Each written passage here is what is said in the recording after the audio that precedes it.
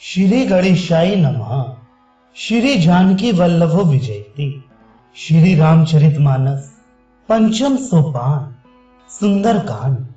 शांत, सनातन, अप्रमेय, निष्पाप, मोक्ष रूप परम शांति देने वाले ब्रह्मा, शंभु और शेष जी से निरंतर सेवित, वेदांत के द्वारा जानने योग्य, सर्वव्यापक, देवताओं में सबसे बड़े, माया से मनुष्य रूप में दिखने वाले, समस्त पापों को हरने वाले, करुणा की खान, रघुकुल में श्रेष्ठ तथा राजाओं के शिरोमणि, राम कहलाने वाले जगदीश्वर की मैं वंदना करता हूँ।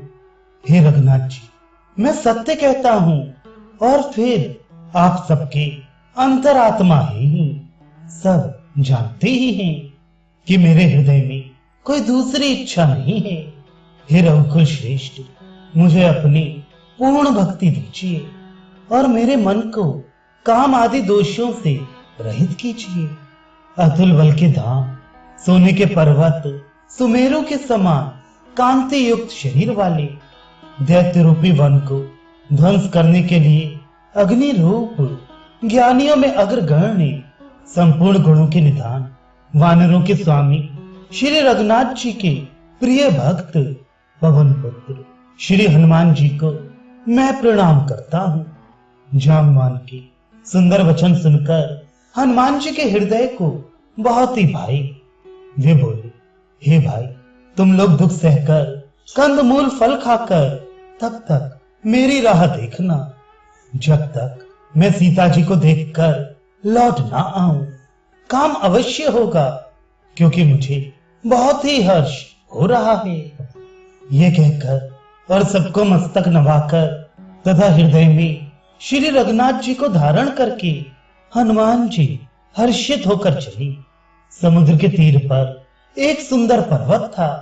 हनुमान जी खेल से ही अनायासी कूदकर उसके ऊपर जा चढ़ी और बार बार श्री रघुवीर का स्मरण करके अत्यंत बलवान हनुमान जी उस पर से बड़े वेग से उछले। जिस पर्वत पर हनुमान जी पैर रखकर चले, जिस पर से वे उछले, वे तुरंत ही पाताल में धंस गया। जैसे श्री रघुनाथ जी का अमोघ बाण चलता है, उसी तरह हनुमान जी चले। समुद्र ने उन्हें श्री रघुनाथ जी का दूत समझकर मैनाक पर्वत से कहा कि हे मैनाक, तू इनकी थकावट दूर करने वाला हो, अर्थात अपने ऊपर इन्हें विश्राम दे। हनुमान जी ने उसे हाथ से छू दिया, फिर प्रणाम करके कहा, भाई, श्री रामचंद्र जी का काम किए बिना मुझे विश्राम कहां। देवताओं ने पवन पुत्र हनुमान जी को जाते हुए देखा। उनकी विशेष बल बुद्धि को जानने के लिए, परीक्षा के लिए उन्होंने सुरसा नामक सर्पों की माता को भेजा। उसने आकर हनुमान जी से यह बात कही, आज देवताओं ने मुझे भोजन दिया है। यह वचन सुनकर पवन कुमार हनुमान जी ने कहा, श्री राम जी का कार्य करके मैं लौट आऊं और सीता जी की खबर रूह को सुना दूं, तब मैं आकर तुम्हारे मुंह में घुस जाऊंगा, तुम मुझे खा लेना। हे माता, मैं सत्य कहता हूं, अभी मुझे जाने दे। जब किसी भी उपाय से उसने जाने नहीं दिया, तब हनुमान जी ने कहा, तो फिर मुझे खाना ले। उसने 4 कोस का मुंह फैलाया। तब हनुमान जी ने अपने शरीर को उससे दूना बढ़ा दिया। उसने 16 योजन का मुख किया। हनुमान जी तुरंत ही 32 योजन के हो गए। जैसे जैसे सुरसा मुख का विस्तार बढ़ाती थी, हनुमान जी उसका दूना रूप दिखलाते थे। उसने 100 योजन मुख किया, तब हनुमान जी ने बहुत ही छोटा रूप धारण कर लिया और वे उसके मुख में घुसकर तुरंत फिर बाहर निकल आई और उसे सिर नवाकर विदा मांगने लगे। उसने कहा, मैंने तुम्हारे बुद्धि बल का भेद पा लिया, जिसके लिए देवताओं ने मुझे भेजा था। तुम श्री रामचंद्र जी का सब कार्य करोगे, क्योंकि तुम बल बुद्धि के भंडार हो। यह आशीर्वाद देकर वह चली गई। तब हनुमान जी हर्षित होकर चली। समुद्र में एक राक्षसी रहती थी। वह माया करके आकाश में उड़ते हुए पक्षियों को पकड़ लेती थी। आकाश में जो जीव जंतु उड़ा करते थे, वह जल में उनकी परछाई देखकर उस परछाई को पकड़ लेती थी, जिससे वे उड़ नहीं सकते थे और जल में गिर पड़ते थे। इस प्रकार वह सदा आकाश में उड़ने वाले जीवों को खाया करती थी। उसने वही छल हनुमान जी से भी किया। हनुमान जी ने तुरंत ही उसका कपट पहचान लिया। पवन पुत्र धीर बुद्धि वीर श्री हनुमान जी उसको मारकर समुद्र के पार गए। वहां जाकर उन्होंने वन की शोभा देखी। मधु के लोभ से भौरे गुंजार कर रहे थे। अनेकों प्रकार के वृक्ष फल फूल से शोभित थे। पक्षी और पशुओं के समूह को देखकर तो वे मन में बहुत ही प्रसन्न हुई। सामने एक विशाल पर्वत देखकर हनुमान जी भय त्याग कर उस पर दौड़कर जा चढ़े। शिव जी कहते हैं, हे उमा, इसमें वानर हनुमान की कुछ बड़ाई नहीं है। ये प्रभु का प्रताप है जो काल को भी खा जाता है। पर्वत पर चढ़कर उन्होंने लंका देखी। बहुत ही बड़ा किला है, कुछ कहा नहीं जाता। वह अत्यंत ऊंचा है। उसके चारों ओर समुद्र है। सोने की चार दीवारी का परम प्रकाश हो रहा है। विचित्र मणियों से जड़ा हुआ सोने का परकोटा है। उसके अंदर बहुत से सुंदर सुंदर घर हैं। चौराहे, बाजार, सुंदर मार्ग और गलियां हैं। सुंदर नगर बहुत प्रकार से सजा हुआ है। हाथी, घोड़े, खच्चरों के समूह तथा पैदल और रथों के समूहों को कौन गिन सकता है। अनेक रूपों के राक्षसों के दल हैं। उनकी अत्यंत बलवती सेना वर्णन करते नहीं बनती। वन, बाग, उपवन, फुलवाड़ी, तालाब, कुएं और बावलियां सुशोभित हैं।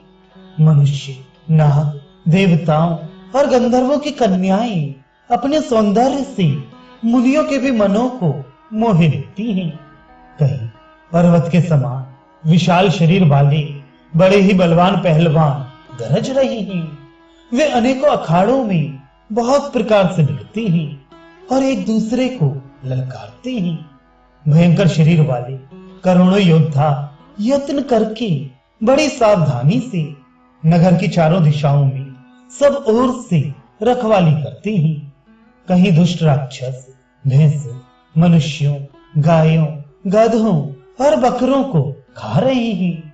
तुलसीदास ने इनकी कथा इसलिए कुछ थोड़ी सी कही है कि ये निश्चय ही श्री रामचंद्र के बाण रूपी तीर्थ में शरीरों को त्याग कर परम गति पाएंगे।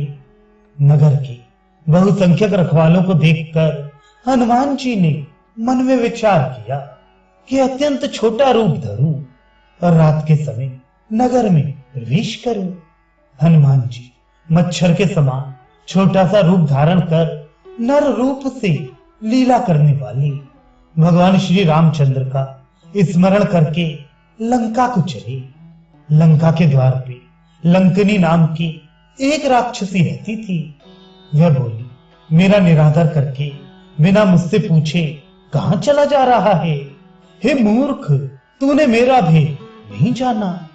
जहां तक जितने चोर हैं वे सब मेरे आहार हैं। महाकपि हनुमान जी ने उसे एक घूंसा मारा, जिससे वह खून की उल्टी करती हुई पृथ्वी पर लुढ़क पड़ी।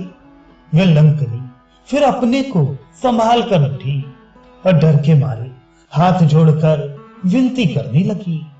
वह बोली, रावण को जब ब्रह्मा जी ने वर दिया था, तब चलते समय उन्होंने मुझे राक्षसों के विनाश की यह पहचान बता दी थी कि जब तू बंदर के मारने से व्याकुल हो जाए, तब तू राक्षसों का संहार हुआ जान लेना।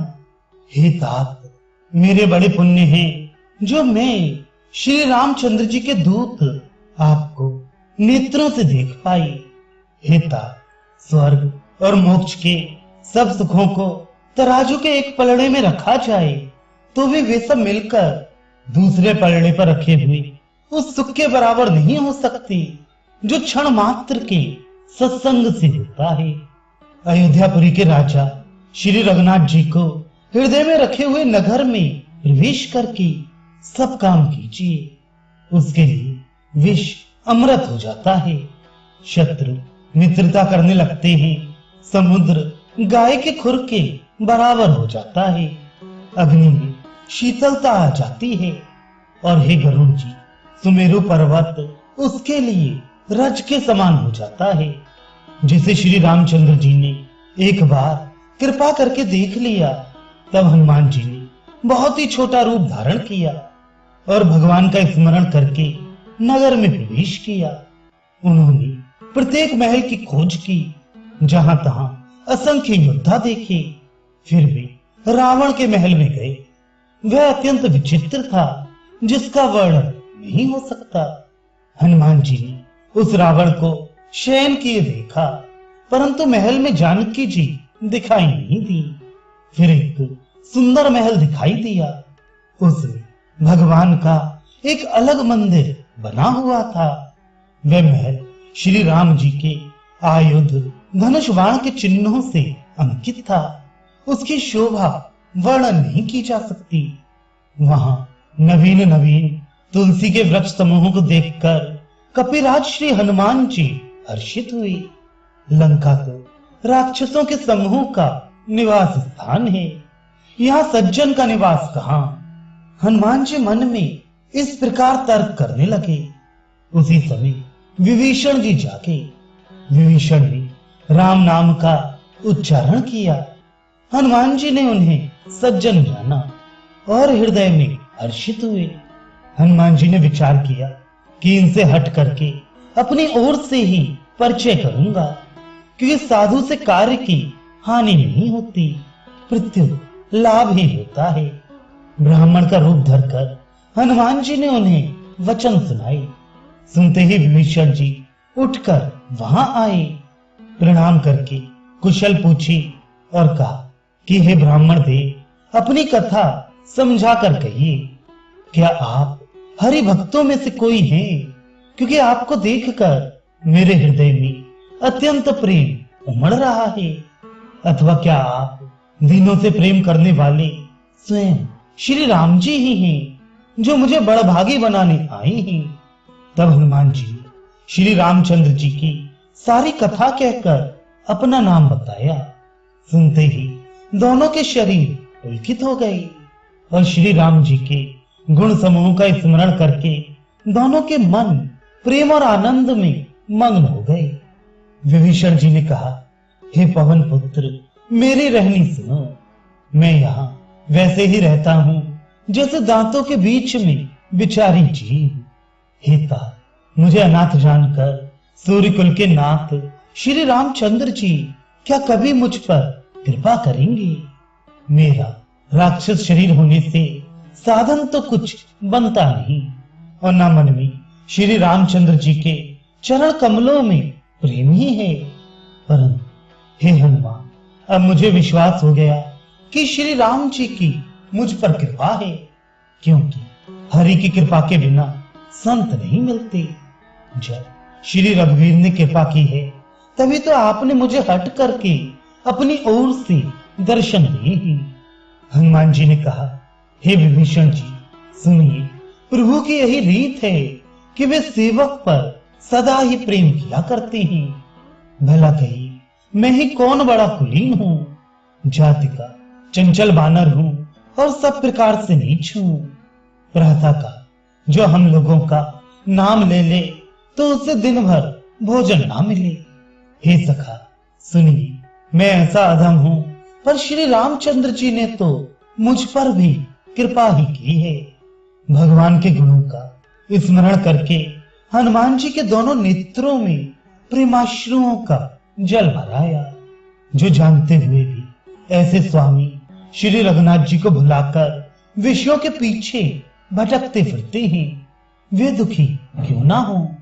इस प्रकार श्री राम जी के गुण समूहों को कहते हुए उन्होंने परम शांति प्राप्त की। फिर विभीषण जी ने श्री जानकी जी जिस प्रकार वहां लंका में रहती थीं, वह सब कथा कही। तब हनुमान जी ने कहा, हे भाई सुनो, मैं जानकी माता को देखना चाहता हूँ। विभीषण जी ने माता के दर्शन के सब उपाय कह सुनाए। तब हनुमान जी विदा लेकर चले।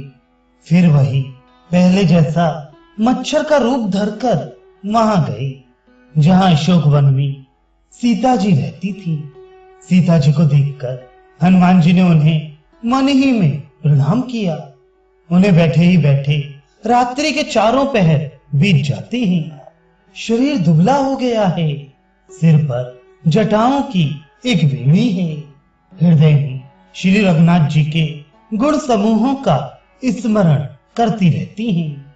श्री जानकी जी नेत्रों को अपने चरणों में लगाए हुए ही नीचे की ओर देख रही हैं और मन श्री राम जी के चरण कमलों में लीन है। जानकी जी को दुखी देखकर पवन पुत्र हनुमान जी बहुत ही दुखी हुए।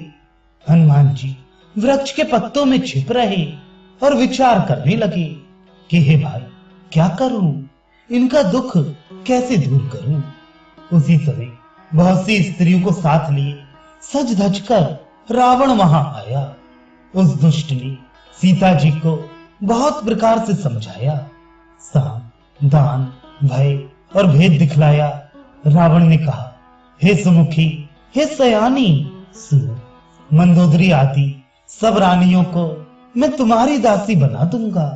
ये मेरा प्रण है, तुम एक बार मेरी ओर देखो तो सही। अपने परम स्नेही कौशलाधीश श्री रामचंद्र जी का स्मरण करके जानकी जी तिनके का पर्दा करके कहने लगी, हे दशमुख सुन, जुगनू के प्रकाश से कभी कमलनी खिल सकती है। तू अपने लिए भी ऐसा ही मन में समझ ले। रे दुष्ट, तुझे श्री रघुवीर के बाण की खबर नहीं है। रे पापी, तू मुझे सूने में हर लाया है। रे अधम निर्लज्ज, तुझे लज्जा नहीं आती। अपने को जुगनू के समान और रामचंद्र जी को सूर्य के समान सुनकर और सीता जी के कठोर वचनों को सुनकर रावण तलवार निकालकर बड़े गुस्से में आकर बोला, सीता, तूने मेरा अपमान किया है। मैं तेरा सिर इस कठोर कृपाण से काट डालूंगा, नहीं तो अब भी जल्दी मेरी बात मान ले। हे सुमुखी, नहीं तो जीवन से हाथ धोना पड़ेगा। सीता जी ने कहा, हे दशगिरी, प्रभु की भुजा जो श्याम कमल की माला के समान सुंदर और हाथी की सूंड के समान पुष्ट तथा विशाल है, या तो वह भुजा ही मेरे कंठ में पड़ेगी या तेरी भयानक तलवार ही। रे शठ, सुन, यही मेरा सच्चा प्रण है। सीता जी कहती है, हे चंद्रहास अर्थात तलवार, श्री रघुनाथ जी के विरह की अग्नि से उत्पन्न मेरी बड़ी भारी जलन को तू हर ले। हे तलवार, तू शीतल, तीव्र और श्रेष्ठ धारा बहाती है, अर्थात तेरी धारा ठंडी और तेज है। तू मेरे दुख के बोझ को हर ले। सीता जी के ये वचन सुनते ही वह मारने दौड़ा। तब मैं दानव की पुत्री मंदोदरी ने नीत कहकर उसे समझाया। तब रावण ने सब राक्षसियों को बुलाकर कहा कि जाकर सीता को बहुत प्रकार से भय दिखलाओ। यदि महीने भर में ये कहा ना माने तो मैं इसे तलवार निकालकर मार डालूंगा। यूं कहकर रावण घर चला गया। यहाँ राक्षसियों के समूह बहुत से बुरे रूप धरकर सीता जी को भय दिखलाने लगी।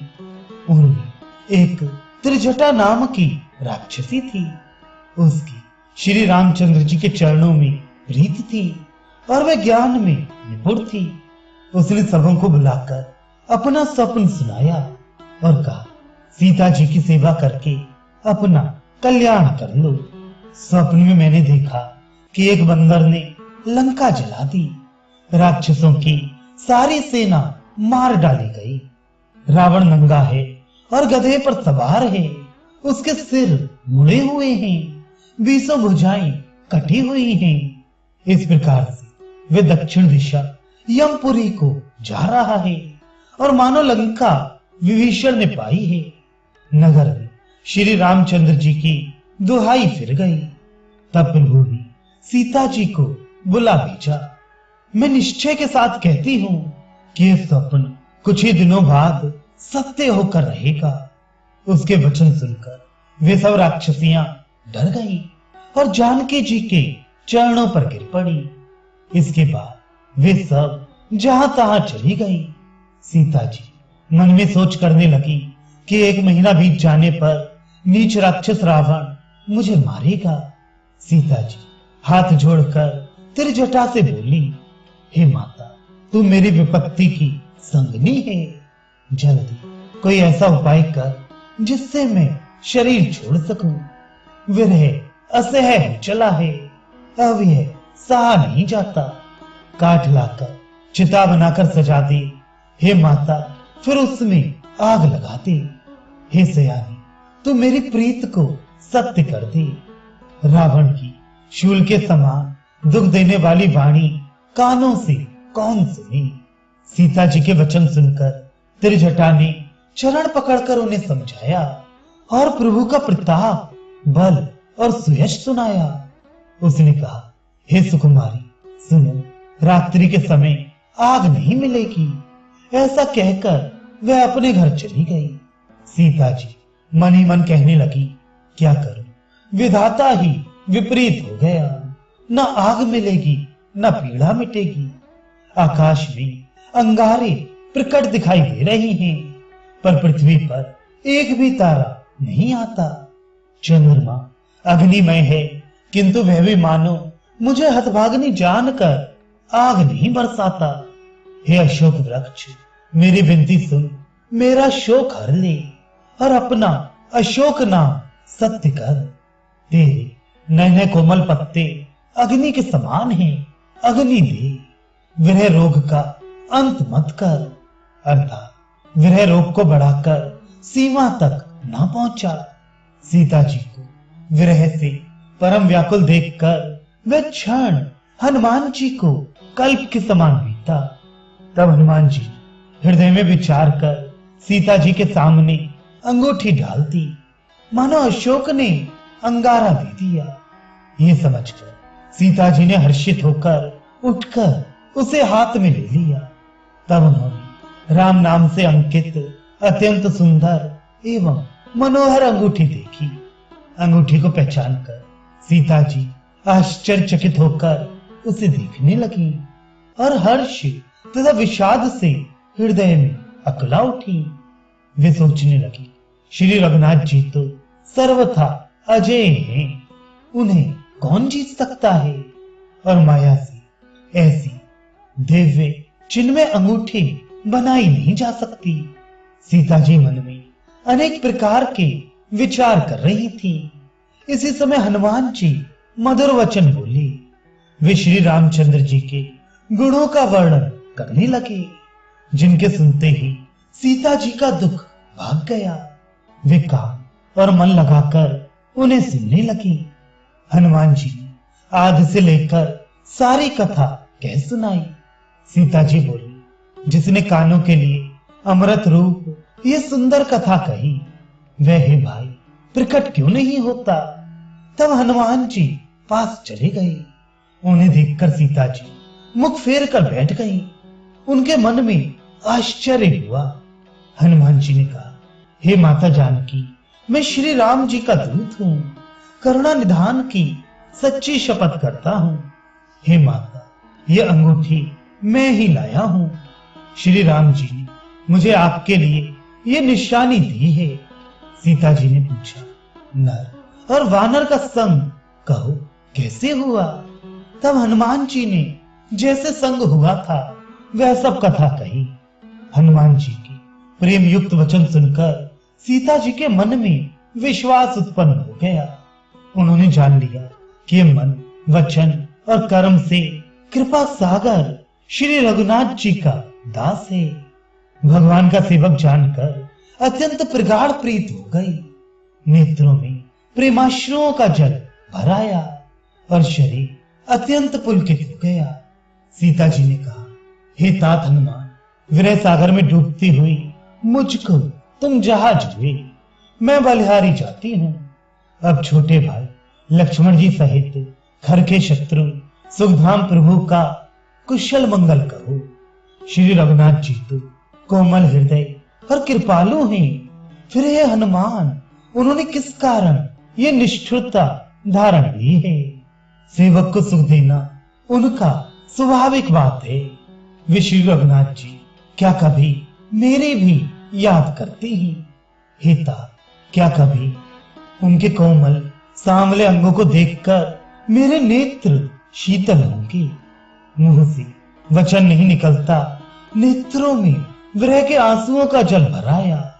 बड़े दुख से वे बोली, हाँ ना, आपने मुझे बिल्कुल ही भुला दिया।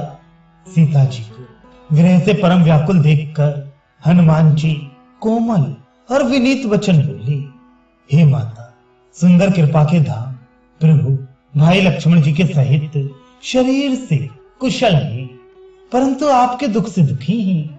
हे माता, मन में गिलानी न मानिए, मन छोटा करके दुख न कीजिए।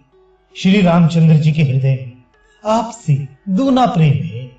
हे माता, अब धीरज पाकर श्री रघुनाथ जी का संदेश सुनिए। ऐसा कहकर हनुमान जी प्रेम से गदगद हो गए। उनके नेत्रों में प्रेमाश्रुओं का जल भराया। हनुमान जी बोले, श्री रामचंद्र जी ने कहा है कि हे सीते, तुम्हारे वियोग में मेरे लिए सभी पदार्थ प्रतिकूल हो गए हैं। वृक्षों के नए नए कोमल पत्ते मानो अग्नि के समान, रात्रि काल रात्रि के समान, चंद्रमा सूर्य के समान और कमलों के वन भालों के वन के समान हो गए हैं। मेघ मानो खौलता हुआ तेल बरसाते हैं। जो हित करने वाले थे वे ही अब पीड़ा देने लगे हैं। निर्वेद शीतल मंद और सुगंध वायु सांप के श्वास के समान जहरीली और गर्म हो गई है। मन का दुख कह डालने से भी कुछ घट जाता है, पर कहूं किससे, ये दुख कोई जानता नहीं। हे प्रिय, मेरे और तेरे प्रेम का तत्व रहस्य एक मेरा मन ही जानता है, और वह मन सदा तेरे ही पास रहता है। बस मेरे प्रेम का सार इतने में ही समझ ले। प्रभु का संदेश सुनते ही जानकी जी प्रेम में मग्न हो गई। उन्हें शरीर की सुध न रही। हनुमान जी ने कहा, हे माता, हृदय में धैर्य धारण करो और सेवकों को सुख देने वाले श्री राम जी का स्मरण करो। श्री रघुनाथ जी की प्रभुता को हृदय में लाओ और मेरे वचन सुनकर कायरता छोड़ दो। राक्षसों के समूह पतंगों के समान और श्री रघुनाथ जी के बाण अग्नि के समान हैं। हे माता, हृदय में धैर्य धारण करो और राक्षसों को जला ही समझो। श्री रामचंद्र जी ने यदि खबर पाई होती तो वे विलंब ना करते। हे जानकी जी, राम बाण रूपी सूर्य के उदय होने पर राक्षसों की सेना रूपी अंधकार कहां रह सकता है? हे माता, मैं आपको अभी यहां से निभा जाऊं, पर श्री रामचंद्र जी की शपथ है, मुझे प्रभु की आज्ञा नहीं है। अतः हे माता, कुछ दिन और धीरज धरो। श्री रामचंद्र जी वानरों सहित यहाँ आएंगे और राक्षसों को मारकर आपको ले जाएंगे। नारद आदि ऋषि मुनि तीनों लोकों में उनका यश गाएंगे। सीता जी ने कहा, हे पुत्र, सब वानर तुम्हारे ही समान नन्हे नन्हे से होंगे। राक्षस तो बड़े बलवान योद्धा हैं। अतः मेरे हृदय में बड़ा भारी संदेह होता है कि तुम जैसे बंदर राक्षसों को कैसे जीतेंगे। ये सुनकर हनुमान जी ने अपना शरीर प्रकट किया। सोने के पर्वत सुमेरु के आकार का अत्यंत विशाल शरीर था, जो युद्ध में शत्रुओं के हृदय में भय उत्पन्न करने वाला अत्यंत बलवान और वीर था। तब उसे देखकर सीता जी के मन में विश्वास हुआ। हनुमान जी ने फिर छोटा रूप धारण कर लिया। हे माता सुनो, वानरों में बहुत बल बुद्धि नहीं होती, परंतु प्रभु के प्रताप से बहुत छोटा सर्प भी गरुड़ को खा सकता है। अत्यंत निर्बल भी महान बलवान को मार सकता है। भक्ति, प्रताप, तेज और बल से सनी हुई हनुमान जी की वाणी सुनकर सीता जी के मन में संतोष हुआ। उन्होंने श्री राम जी के प्रिय जानकर हनुमान जी को आशीर्वाद दिया कि हिता तुम बल और शील के निधान हो। हे पुत्र, तुम अजर, अमर और गुणों के खजाने हो। श्री रघुनाथ जी तुम पर बहुत कृपा करें, प्रभु कृपा करें। ऐसा कानों से सुनते ही हनुमान जी पूर्ण प्रेम में मग्न हो गए। हनुमान जी ने बार बार सीता जी के चरणों में सिर नवाया और फिर हाथ जोड़कर कहा, हे माता, अब मैं कृतार्थ हो गया। आपका आशीर्वाद अचूक है, ये बात प्रसिद्ध है। हे माता सुनो, सुंदर फल वाले वृक्षों को देखकर मुझे बड़ी ही भूख लगाई है। सीता जी ने कहा, हे बेटा सुनो, बड़े भारी योद्धा राक्षस इस वन की रखवाली करते हैं। हनुमान जी ने कहा, हे माता, यदि आप मन में सुख माने, प्रसन्न होकर आज्ञा दें, तो मुझे उनका भय तो बिल्कुल नहीं है। हनुमान जी को बुद्धि और बल में निपुण देखकर जानकी जी ने कहा, जाओ हे तात, श्री रघुनाथ जी के चरणों को हृदय में धारण करके मीठे फल खाओ। वे सीता जी को सिर नवाकर चले और बाग में घुस गए। फल खाए और वृक्षों को तोड़ने लगे। वहां बहुत से योद्धा रखवाले थे। उनमें से कुछ को मार डाला और कुछ ने जाकर रावण से पुकार की और कहा, हे नाथ, एक बड़ा भारी बंदर आया है। उसने अशोक वाटिका उजाड़ डाली, फल खाए, वृक्षों को उखाड़ डाला और रखवालों को मसल मसल कर जमीन पर डाल दिया। ये सुनकर रावण ने बहुत से योद्धा भेजे। उन्हें देखकर हनुमान जी ने गर्जना की। हनुमान जी ने सब राक्षसों को मार डाला। कुछ जो अधमरे थे चिल्लाते हुए गए। फिर रावण ने अक्षय कुमार को भेजा। वह असंख्य श्रेष्ठ योद्धाओं को साथ लेकर चला।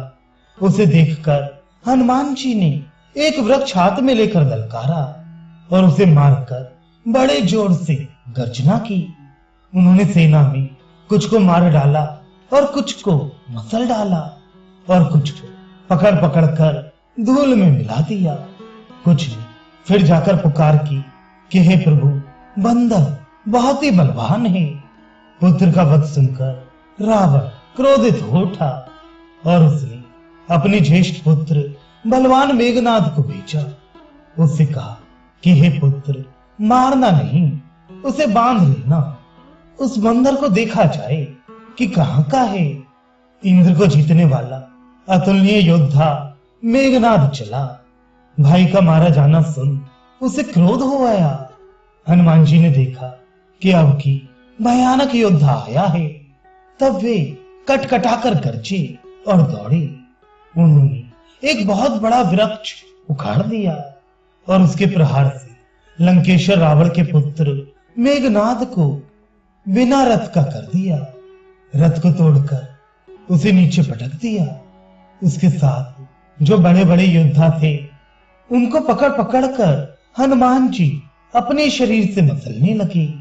उन सबको मारकर फिर मेघनाद से लड़ने लगी। लड़ते हुए वे ऐसे मालूम होते थे मानो दो गजराज भिड़ गए हो। हनुमान जी उसे एक घूंसा मारकर वृक्ष पर जा चढ़े। उसको क्षण भर के लिए मूर्छा आ गई। फिर उठकर उसने बहुत माया रची, परंतु पवन के पुत्र उससे जीते नहीं जाते। अंत में उसने ब्रह्मास्त्र का संधान किया। तब हनुमान जी ने मन में विचार किया कि यदि ब्रह्मास्त्र को नहीं मानता हूं तो उसकी अपार महिमा मिट जाएगी। उसने हनुमान जी को ब्रह्म बाण मारा, जिसके लगते ही वे वृक्ष से नीचे गिर पड़े। परंतु गिरते समय भी उन्होंने बहुत सी सेना मार डाली। जब उसने देखा कि हनुमान जी मूर्छित हो गए हैं तब वे उनको नागपाश से बांध कर ले गया। शिव जी कहते हैं, हे भवानी सुनो, जिनका नाम जप कर ज्ञानी मनुष्य जन्म मरण के बंधन को काट डालते हैं, उनका दूत कहीं बंधन में आ सकता है। किंतु प्रभु के कार्य के लिए हनुमान जी ने स्वयं अपने को बंधा लिया। बंदर का बांधा जाना सुनकर राक्षस दौड़े और कौतुक के लिए, तमाशा देखने के लिए सब सभा में आए। हनुमान जी ने जाकर रावण की सभा देखी। उसकी अत्यंत प्रभुता, ऐश्वर्य कुछ कही नहीं जाती। देवता और दिक्पाल हाथ जोड़े बड़ी नम्रता के साथ भयभीत हुए। सब रावण की भौं ताक रहे हैं, उसका रुख देख रहे हैं। उसका ऐसा प्रताप देखकर भी हनुमान जी के मन में जरा भी डर नहीं हुआ। वे ऐसे निशंक खड़े रहे जैसे सर्पों के समूह में गरुण निर्भय रहते हैं। हनुमान जी को देखकर रावण दुर्वचन कहता हुआ खूब हंसा। फिर पुत्र वध का स्मरण किया तो उसके हृदय में विषाद उत्पन्न हो गया। लंकापति रावण ने कहा, रे वानर, तू कौन है? किसके बल पर तूने वन को उजाड़ कर नष्ट कर डाला? क्या तूने कभी मुझे मेरा नाम और यश कानों से नहीं सुना? रे शठ, मैं तुझे अत्यंत निशंक देख रहा हूं। तूने किस अपराध से राक्षसों को मारा? रे मूर्ख, बता, क्या तुझे प्राण जाने का भय नहीं है? हनुमान जी ने कहा, हे रावण सुन, जिनका बल पाकर माया संपूर्ण ब्रह्मांडों के समूहों की रचना करती है, जिनके बल से हे दशाशीष ब्रह्मा विष्णु महेश क्रमशः सृष्टि का सृजन पालन और संहार करते हैं, जिनके बल से सहस्त्र मुख फणों वाले शेष जी पर्वत और वन सहित समस्त ब्रह्मांड को सिर पर धारण करते हैं, जो देवताओं की रक्षा के लिए नाना प्रकार की देह धारण करते हैं, और जो तुम्हारे जैसे मूर्खों को शिक्षा देने वाले हैं, जिन्होंने शिव जी के कठोर धनुष को तोड़ डाला और उसी के साथ राजाओं के समूह का गर्व चूर्ण कर दिया, जिन्होंने खर, दूषण, त्रिषणा और वाली को मार डाला, जो सबके सब अतुलनीय बलवान थे, जिनके लेश मात्र बल से तुमने समस्त चराचर जगत को जीत लिया, और जिनके प्रिय पत्नी को तुम चोरी से हर लाई। मैं उन्हीं का दूत हूँ। मैं तुम्हारी प्रभुता को खूब जानता हूँ। सहस्त्र बाहु से तुम्हारी लड़ाई हुई थी और बाली से युद्ध करके तुमने यश प्राप्त किया था। हनुमान जी के मार्मिक वचन सुनकर रावण ने हंसकर बात टाल दी। हे राक्षसों के स्वामी, मुझे भूख लगी थी, इसलिए मैंने फल खाए और वानर स्वभाव के कारण ही वृक्ष तोड़े। हे निशाचरों के मालिक, देह सबको प्रिय है। कुमार्गों पर चलने वाले दुष्ट राक्षस जब मुझे मारने लगे, तब जिन्होंने मुझे मारा उनको मैंने भी मारा। उस पर तुम्हारे पुत्र ने मुझको बांध लिया, किंतु मुझे अपने बांधे जाने की कुछ भी लज्जा नहीं है। मैं तो अपने प्रभु का कार्य किया चाहता हूँ। हे रावण, मैं हाथ जोड़कर तुमसे विनती करता हूँ, तुम अभिमान छोड़कर मेरी सीख सुनो। तुम अपने पवित्र कुल का विचार करके देखो और भ्रम को छोड़कर भक्त भयहारी भगवान को भजो, जो देवता राक्षस और समस्त चराचर को खा जाता है। वह काल भी जिनके डर से अत्यंत डरता है, उनसे कदापि वैर ना करो और मेरे कहने से जानकी जी को दे दो। घर के शत्रु श्री रघुनाथ जी शरणागतों के रक्षक और दया के समुद्र हैं। शरण जाने पर प्रभु तुम्हारा अपराध भुलाकर तुम्हें अपनी शरण में रख लेंगे। तुम श्री राम जी के चरण कमलों को हृदय में धारण करो और लंका का अचल राज्य करो। ऋषि पुलस्त जी का यश निर्मल चंद्रमा के समान है। उस चंद्रमा में तुम कलंक ना बनो। राम नाम के बिना वाणी शोभा नहीं पाती। मदमोह को छोड़कर विचार कर देखो, हे देवताओं के शत्रु, सब गहनों से सजी हुई सुंदरी स्त्री भी कपड़ों के बिना शोभा नहीं पाती। राम विमुख पुरुष की संपत्ति और प्रभुता रही हुई भी चली जाती है और उसका पाना ना पाने के समान है।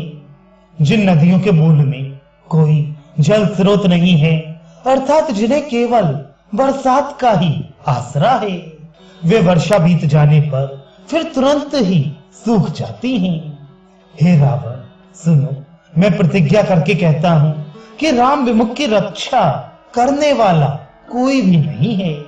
हजारों शंकर, विष्णु और ब्रह्मा भी श्री राम जी के साथ द्रोह करने वाले तुमको नहीं बचा सकते। मोह ही जिसका मूल है, ऐसे अज्ञान जनित बहुत पीड़ा देने वाले तम रूप अभिमान का त्याग कर दो और रघुकुल के स्वामी, कृपा के समुद्र भगवान श्री रामचंद्र जी का भजन करो। यद्यपि हनुमान जी ने भक्ति, ज्ञान, वैराग्य और नीति से सनी हुई बहुत ही हित की वाणी कही, तो भी वे महान अभिमानी रावण बहुत हंसकर व्यंग से बोला कि हमें यह बंदर बड़ा ज्ञानी गुरु मिला। रे दुष्ट, तेरी मृत्यु निकट आ गई है। अधम मुझे शिक्षा देने चला है। हनुमान जी ने कहा, इससे उल्टा ही होगा, अर्थात मृत्यु तेरी निकट आई है, मेरी नहीं। ये तेरा मति भ्रम है, मैंने प्रत्यक्ष जान लिया। हनुमान जी के वचन सुनकर रावण बहुत ही कुपित हो गया और बोला, अरे इस मूर्ख का प्राण शीघ्र ही क्यों नहीं हर लेते। सुनते ही राक्षसों ने मारने दौड़े। उसी समय मंत्रियों के साथ विभीषण जी वहां आ पहुंचे। उन्होंने सिर नवाकर और बेहद विनय करके रावण से कहा कि दूत को मारना उचित नहीं है, ये नीति के विरुद्ध है। हे गोसाई, कोई दूसरा दंड दिया जाए। सबने कहा, भाई यह सलाह उत्तम है। यह सुनते ही रावण हंसकर बोला, अच्छा तो बंदर को अंग भंग करके लौटा दिया जाए। मैं सबको समझा कर कहता हूं कि बंदर की ममता पूंछ पर होती है, अतः तेल में कपड़ा डुबोकर उसे इसकी पूंछ में बांधकर फिर आग लगा दो। जब बिना पूंछ का ये बंदर वहां अपने स्वामी के पास जाएगा, तब ये मूर्ख अपने मालिक को साथ ले आएगा, जिसकी इसने बहुत बड़ाई की है। मैं जरा उनकी प्रभुता, सामर्थ्य तो देखूं। यह वचन सुनते ही हनुमान जी मन में मुस्कुराए और मन ही मन बोले कि मैं जान गया, सरस्वती जी इसे ऐसी बुद्धि देने में सहायक हुई हैं। रावण के वचन सुनकर मूर्ख राक्षस वही पूंछ में आग लगाने की तैयारी करने लगे। पूंछ के लपेटने में इतना कपड़ा और घी तेल लगा कि नगर में कपड़ा, घी और तेल नहीं रह गया। हनुमान जी ने ऐसा खेल किया कि पूंछ बढ़ गई, लंबी हो गई। नगरवासी लोग तमाशा देखने आए। वे हनुमान जी को पैर से ठोकर मारते हैं और उनकी बहुत हंसी करते हैं। ढोल बजते हैं, सब लोग तालियां पीटते हैं। हनुमान जी को नगर में फिराकर फिर पूंछ में आग लगाती। अग्नि को जलते हुए देखकर हनुमान जी तुरंत ही बहुत छोटे रूप में हो गए। बंधन से निकलकर वे सोने की अटारियों पर जा चढ़ी। उनको देखकर राक्षसों की स्त्रियां भयभीत हो गईं। उस समय भगवान की प्रेरणा से 49 पवन चलने लगे। हनुमान जी अट्टहास करके गरजे और बढ़कर आकाश से जा लगे। देह बड़ी विशाल परंतु बहुत ही हल्की और फुर्तीली है। वे दौड़कर एक महल से दूसरे महल पर चढ़ जाते हैं। नगर जल रहा है, लोग बेहाल हो गए हैं। आग की करोड़ों भयंकर लपटें झपट रही हैं। हाय बप्पा, हाय मैया, इस अवसर पर हमें कौन बचाएगा। चारों ओर यही पुकार सुनाई पड़ रही है। हमने तो पहले ही कहा था कि ये वानर नहीं है, वानर का रूप धरे कोई देवता है। साधु के अपमान का ये फल है कि नगर अनाथ के नगर की तरह जल रहा है। हनुमान जी ने एक ही क्षण में सारा नगर जला दिया, एक विभीषण का घर नहीं जलाया। शिव जी कहते हैं, हे पार्वती, जिन्होंने अग्नि को बनाया हनुमान जी उन्हीं के दूत हैं, इसी कारण वे अग्नि से नहीं जले। हनुमान जी ने उलट पलट कर एक ओर से दूसरी ओर तक सारी लंका जला दी। फिर वे समुद्र में कूद पड़े। पूंछ बुझाकर थकावट दूर करके और फिर छोटा सा रूप धारण कर हनुमान जी श्री जानकी जी के सामने हाथ जोड़कर जा खड़े हुए। हनुमान जी ने कहा, हे माता, मुझे कोई चिन्ह पहचान स्वरूप दीजिए, जैसे श्री रघुनाथ जी ने मुझे दिया था। तब सीता जी ने चूड़ामणि उतार कर दी। हनुमान जी ने उसको हर्षपूर्वक ले लिया। जानकी जी ने कहा, हे तात, मेरा प्रणाम निवेदन करना और इस प्रकार कहना, हे प्रभु, यद्यपि आप सब प्रकार से पूर्ण काम हैं, आपको किसी प्रकार की कामना नहीं है, तथापि दीनों पर दया करना आपका विरध है और मैं दीन हूं। अतः उस विरध को याद करके हे नाथ, मेरे भारी संकट को दूर कीजिए। हे तात, इंद्रपुत्र जयंत की कथा सुनाना और प्रभु को उनके बाण का प्रताप स्मरण कराना। यदि महीने भर में नाथ ना आए तो फिर मुझे जीती ना पाएंगे। हे हनुमान, कहो मैं किस प्रकार प्राण रखूं। हे तात, तुम भी अब जाने को कह रही हो। तुमको देखकर छाती ठंडी हुई थी। फिर मुझे वही दिन और वही रात। हनुमान जी ने जानकी जी को समझाकर बहुत प्रकार से धीरज दिया और उनके चरण कमलों में सिर नवाकर श्री राम जी के पास गमन किया। चलते समय उन्होंने महाध्वनि से भारी गर्जन किया, जिसे सुनकर राक्षसों की स्त्रियों के घर गिरने लगे। समुद्र लांघकर वे इस पार आए और उन्होंने वानरों को किलकिला शब्द अर्थात हर्ष ध्वनि सुनाई। हनुमान जी को देखकर सब हर्षित हो गए और तब वानरों ने अपना नया जन्म समझा। हनुमान जी का मुख प्रसन्न है और शरीर में तेज विराजमान है, जिससे उन्होंने समझ लिया कि ये श्री रामचंद्र जी का कार्य कर रहे हैं। सब हनुमान जी से मिले और बहुत ही सुखी हुए, जैसे तड़पते हुए मछली को जल मिल गया हो। सब हर्षित होकर नए नए वृतांत पूछते कहते हुए श्री रघुनाथ जी के पास चले। तब सब लोग मधुवन के भीतर आए और अंगद की सम्मति से सबने मधुर फल, मधु और फल खाए। जब रखवाले बरजने लगे तब घूंसों की मार मारते ही सब रखवाले भाग छूटे। उन सब ने जाकर पुकारा कि युवराज अंगद वन उजाड़ रहे हैं। ये सुनकर सुग्रीव हर्षित हुए कि वानर प्रभु का कार्य कर रहे हैं। यदि सीता जी की खबर न पाई होती तो क्या वे मधुवन के फल खा सकते थे। इस प्रकार राजा सुग्रीव मन में विचार कर ही रहे थे कि समाज सहित वानर आ गए। सबने आकर सुग्रीव के चरणों में सिर नवाया।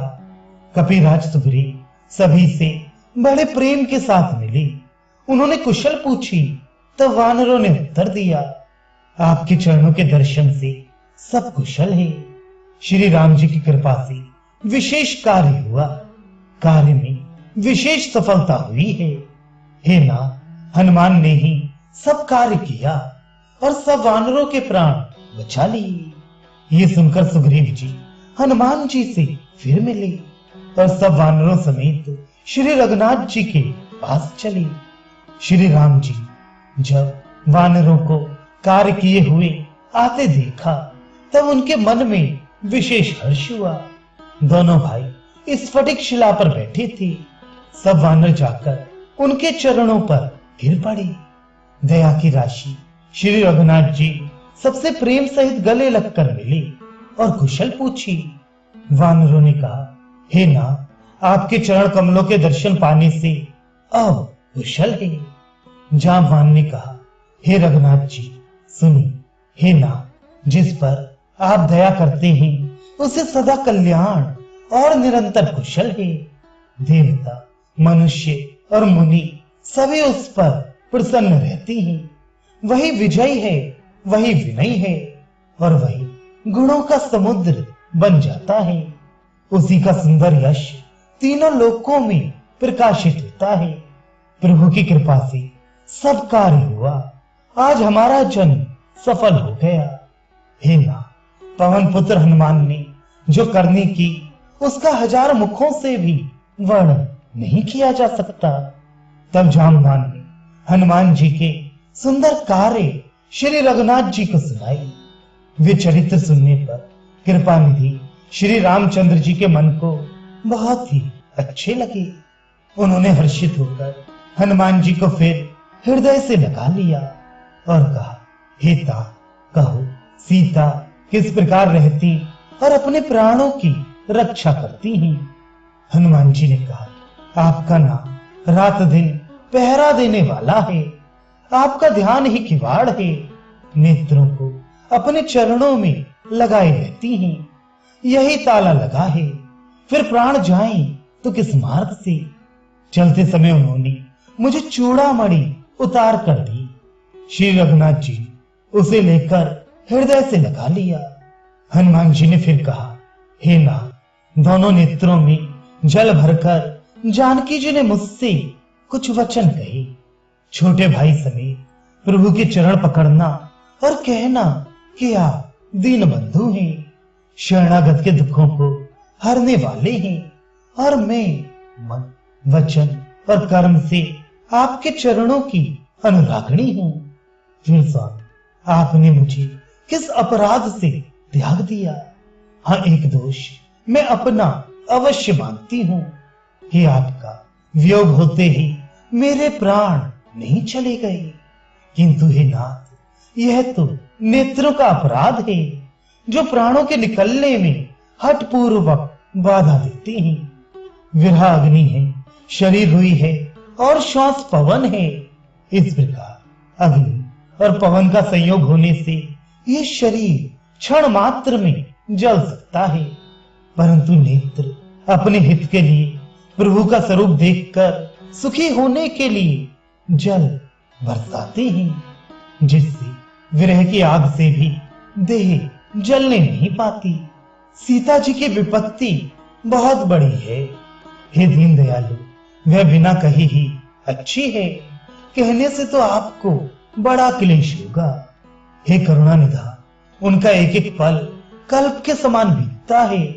अतः हे प्रभु, तुरंत चलिए और अपनी भुजाओं के बल से दुष्टों के दल को जीतकर सीता जी को ले आइए। सीता जी का दुख सुनकर सुख के धाम प्रभु के कमल नेत्रों में जल भराया और वे बोले, मन, वचन और शरीर से जिसे मेरी ही गति, मेरा ही आश्रय है, उसे क्या स्वप्न में भी विपत्ति हो सकती है? हनुमान जी ने कहा, हे प्रभु, विपत्ति तो तभी है जब आपका भजन स्मरण ना हो। हे प्रभु, राक्षसों की बात ही कितनी है। आप शत्रु को जीतकर जानकी जी को ले आएंगे। भगवान कहने लगे, हे हनुमान, सुन, तेरे समान मेरा उपकारी देवता, मनुष्य अथवा मुनि कोई भी शरीरधारी नहीं है। मैं तेरा प्रत्युपकार तो क्या करूं? मेरा मन भी तेरे सामने नहीं हो सकता। हे पुत्र, सुन, मैंने मन में खूब विचार करके देख लिया कि मैं तुझसे ऋण नहीं हो सकता। देवताओं के रक्षक प्रभु बार बार हनुमान जी को देख रहे हैं। नेत्रों में प्रेमाश्रुओं का जल भरा है और शरीर अत्यंत पुलकित है। प्रभु के वचन सुनकर और उनके प्रसन्न मुख तथा पुलकित अंगों को देखकर हनुमान जी हर्षित हो गए और प्रेम में विकल होकर, हे भगवान, मेरी रक्षा करो, रक्षा करो कहते हुए श्री राम जी के चरणों में गिर पड़े। प्रभु उनको बार बार उठाना चाहते हैं, परंतु प्रेम में डूबे हुए हनुमान जी को चरणों से उठना सुहाता नहीं। प्रभु का कर कमल हनुमान जी के सिर पर है। उस स्थिति का स्मरण करके शिव जी प्रेम मग्न हो गए। फिर मन को सावधान करके शंकर जी अत्यंत सुंदर कथा कहने लगे। हनुमान जी को उठाकर प्रभु ने हृदय से लगाया और हाथ पकड़कर अत्यंत निकट बैठा लिया। हे हनुमान, बताओ तो रावण के द्वारा सुरक्षित लंका और उसके बड़े बांके किले को तुमने किस तरह जलाया? हनुमान जी प्रभु को प्रसन्न जाना और वे अभिमान रहित वचन बोली। बंदर का बस यही बड़ा पुरुषार्थ है कि वे एक डाल से दूसरी डाल पर चला जाता है। मैंने जो समुद्र लांघकर सोने का नगर जलाया और राक्षस गण को मारकर अशोक वन को उजाड़ डाला, यह सब तो हे श्री रघुनाथ जी आप ही का प्रताप है। हे नाथ, इसमें मेरी बड़ाई कुछ भी नहीं है। हे प्रभु, जिस पर आप प्रसन्न हो उसके लिए कुछ भी कठिन नहीं है। आपके प्रभाव से रुई, जो स्वयं बहुत जल्दी जल जाने वाली वस्तु है, बड़वानल को निश्चय ही जला सकती है, अर्थात असंभव भी संभव हो सकता है। हे नाथ, मुझे अत्यंत सुख देने वाली अपनी निश्चल भक्ति कृपा करके दीजिए। हनुमान जी की अत्यंत सरल वाणी सुनकर हे भवानी, तब प्रभु श्री रामचंद्र जी ने एवं मस्तु ऐसा ही हो कहा। हे उमा, जिसने श्री राम जी का स्वभाव जान लिया उसे भजन छोड़कर दूसरी बात ही नहीं सुहाती। यह स्वामी सेवक का संभाव जिसके हृदय में आ गया वही श्री रघुनाथ जी के चरणों की भक्ति पा गया। प्रभु के वचन सुनकर वानरगण कहने लगे, कृपालु आनंद कंद श्री राम जी की जय हो, जय हो, जय हो।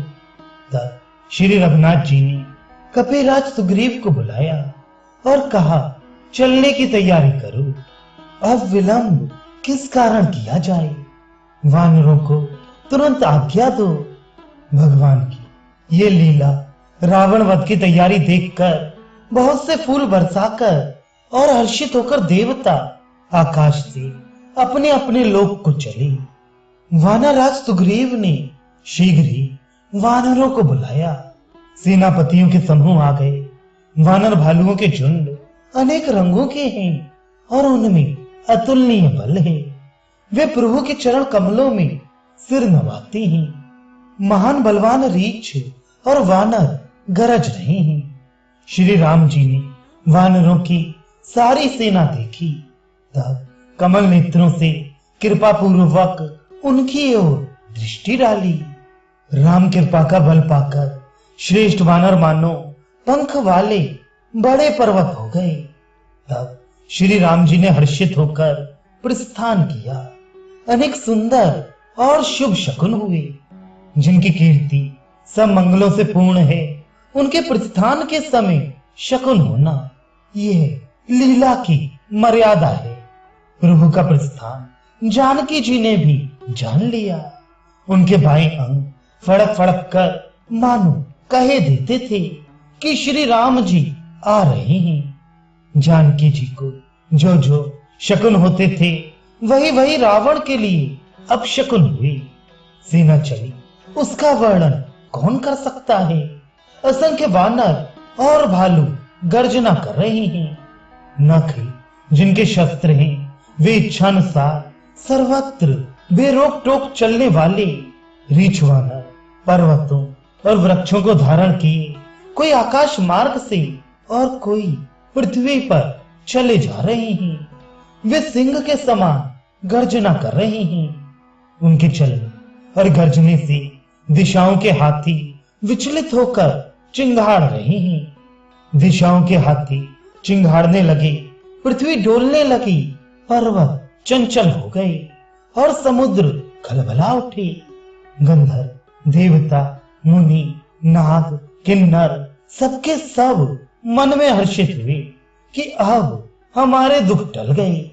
अनेकों करोड़ भयानक वानर कटकटा रहे हैं और करोड़ों ही दौड़ रहे हैं। प्रबल प्रताप कौशलनाथ श्री रामचंद्र जी की जय हो, ऐसा पुकारते हुए वे उनके गुण समूहों को गा रहे हैं।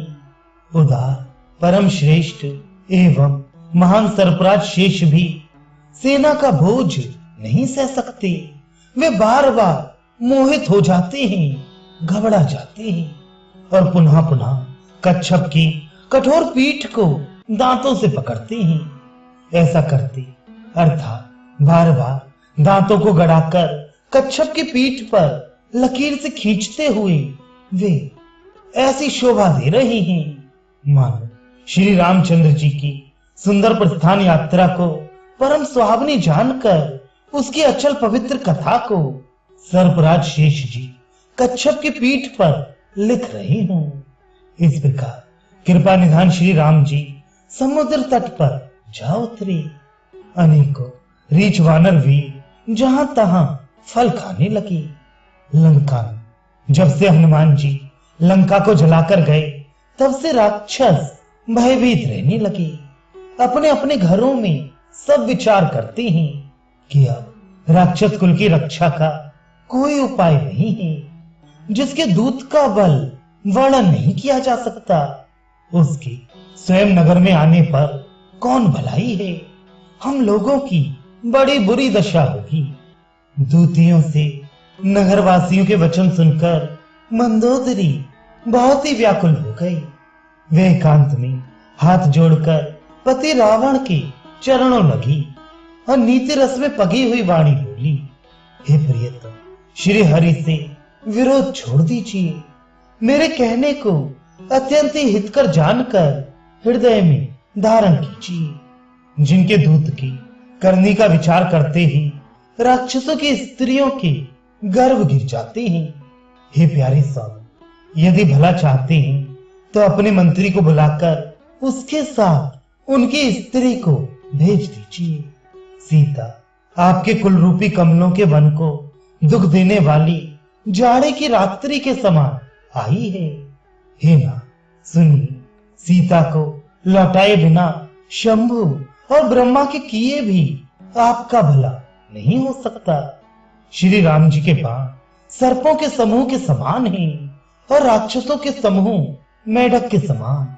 जब तक वे ग्रस नहीं लेते, निगल नहीं जाते, तब तक हट छोड़कर उपाय कर लीजिए। मूर्ख और जगत प्रसिद्ध अभिमानी रावण कानों से उसकी वाणी सुनकर खूब हंसा और बोला, स्त्रियों का स्वभाव सचमुच ही बहुत डरपोक होता है। मंगल में भी भय करती हो। तुम्हारा हृदय बहुत ही कमजोर है। यदि वानरों की सेना आएगी तो बेचारे राक्षस उसे खाकर अपना जीवन निर्वाह करेंगे। लोकपाल भी जिसके डर से कांपते हैं, उसकी स्त्री डरती हो, ये बड़ी हंसी की बात है।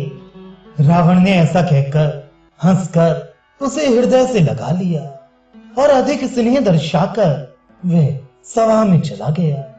मंदोदरी हृदय में चिंता करने लगी कि पति पर विधाता प्रतिकूल हो गए। ज्यों ही वह सभा में जाकर बैठा, उसने ऐसी खबर पाई कि शत्रु की सारी सेना समुद्र के उस पार आ गई है। उसने मंत्रियों से पूछा कि उचित सलाह कहिए कि अब क्या करना चाहिए। तब वे सब हंसे और बोले कि चुप किए रहिए, इसमें सलाह की कौन सी बात है।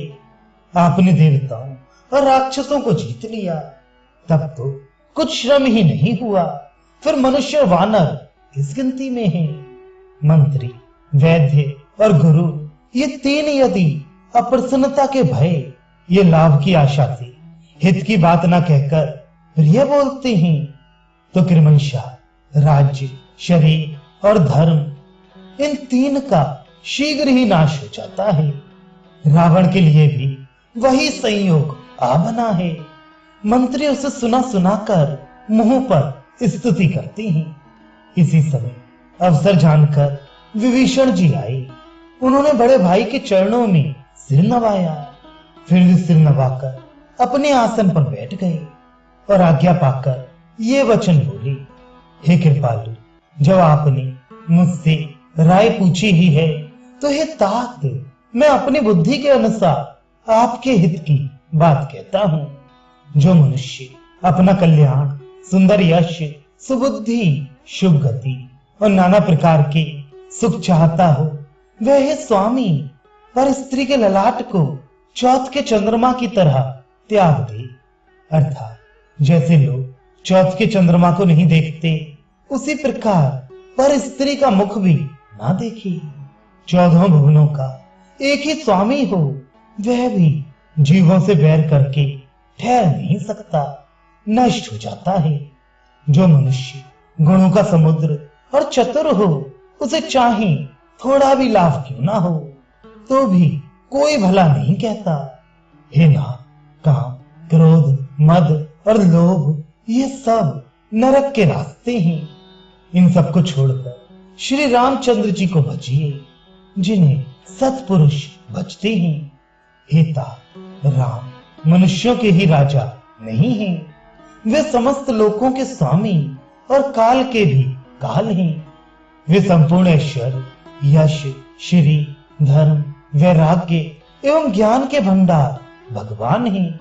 वे विकार रहित, अजन्मा, व्यापक, अजय, अनादि और अनंत ब्रह्म हैं।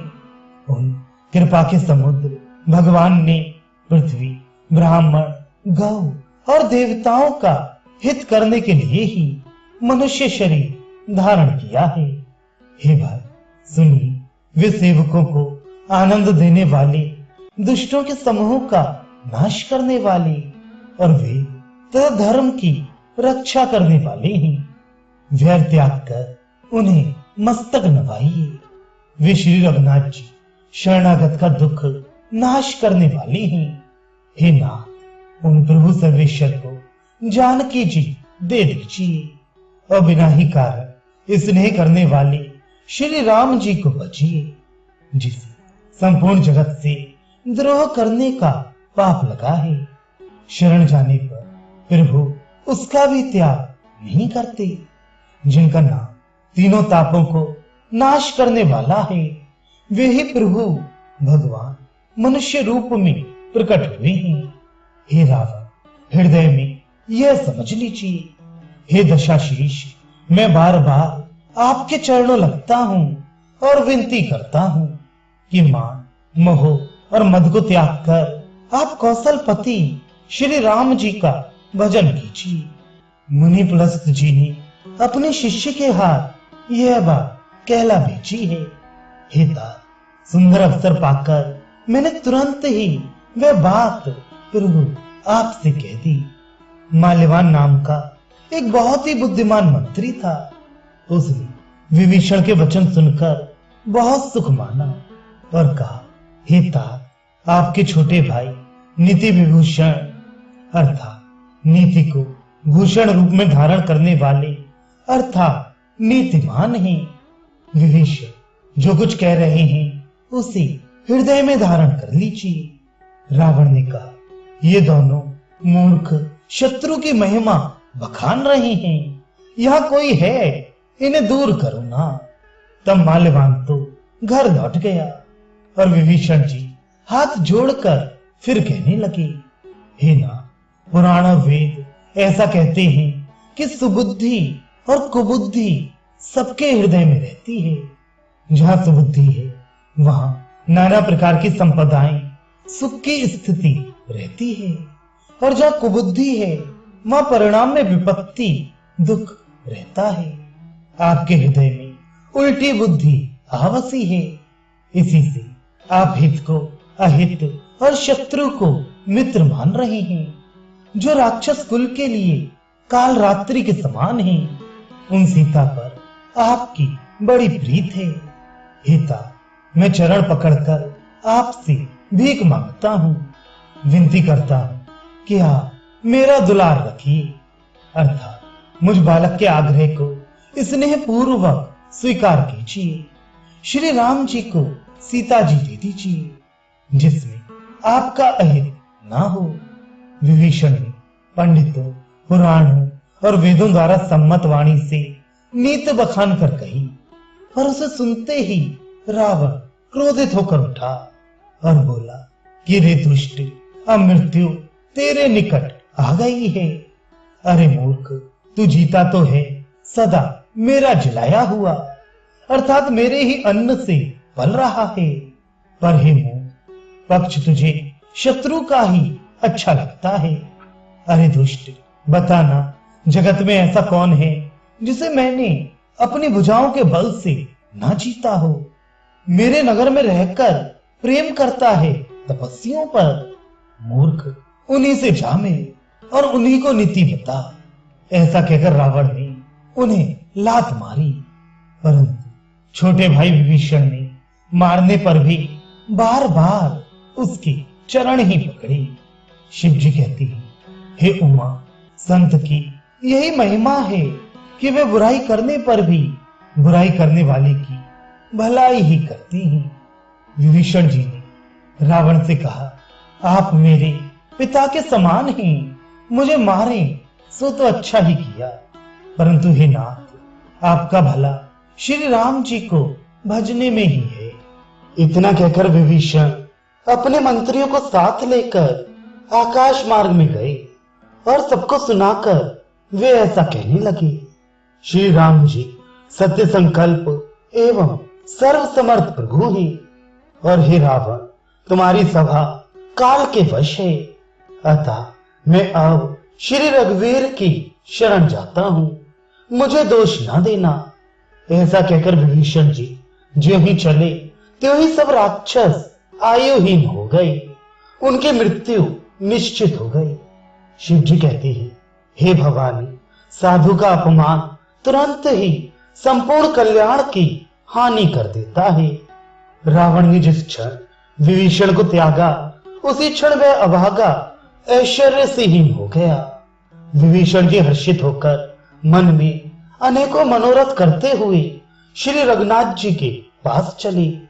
वे सोचते जाते थे, मैं जाकर भगवान के कोमल और लाल वर्ण के सुंदर चरण कमलों के दर्शन करूंगा, जो सेवकों को सुख देने वाले हैं। जिन चरणों का स्पर्श पाकर ऋषि पत्नी अहल्या तर गई, और जो दंडक वन को पवित्र करने वाले हैं। जिन चरणों को जानकी जी ने हृदय में धारण कर रखा है, जो कपट मृग के साथ पृथ्वी पर उसे पकड़ने को दौड़े थे, और जो चरण कमल साक्षात शिव जी के हृदय रूपी सरोवर में विराजते हैं। मेरा अहोभाग्य है कोई उन्हीं को आज मैं देखूंगा। जिन चरणों की पादुकाओं में भरत जी ने अपना मन लगा रखा है, आह, आज मैं उन्हीं चरणों को अभी जाकर इन नेत्रों से देखूंगा। इस प्रकार प्रेम सहित विचार करते हुए वे शीघ्र ही समुद्र के इस पार, जिधर श्री रामचंद्र जी की सेना थी, आ गए। वानरों ने विभीषण को आते देखा तो उन्होंने जाना कि शत्रु का कोई खास दूत है। उन्हें पहरे पर ठहराकर वे सुग्रीव के पास आए और उनको सब समाचार कह सुनाई। सुग्रीव ने श्री राम जी के पास जाकर कहा, हे रघुनाथ जी, सुनिए, रावण का भाई आपसे मिलने आया है। प्रभु श्री राम जी ने कहा, हे मित्र, तुम क्या समझते हो, तुम्हारी क्या राय है? वानर राज सुग्रीव ने कहा, हे महाराज, सुनिए, राक्षसों की माया जानी नहीं जाती। यह इच्छानुसार रूप बदलने वाला छली न जाने किस कारण आया है। जान पड़ता है ये मूर्ख हमारा भेद लेने आया है, इसलिए मुझे तो यही अच्छा लगता है कि इसे बांध रखा जाए। श्री राम जी ने कहा, हे मित्र, तुमने नीति तो अच्छी विचारी, परंतु मेरा प्रण तो है शरणागत के भय को हर लेना। प्रभु के वचन सुनकर हनुमान जी हर्षित हुए और मन ही मन कहने लगे कि भगवान कैसे शरणागत वत्सल हैं। श्री राम जी फिर बोले, जो मनुष्य अपने अहित का अनुमान करके शरण में आए हुए का त्याग कर देता है, वे क्षुद्र हैं, पापमय हैं, उन्हें देखने में भी पाप लगता है। जिसे करोड़ों ब्राह्मणों की हत्या लगी हो, शरण में आने पर मैं उसे भी नहीं त्यागता।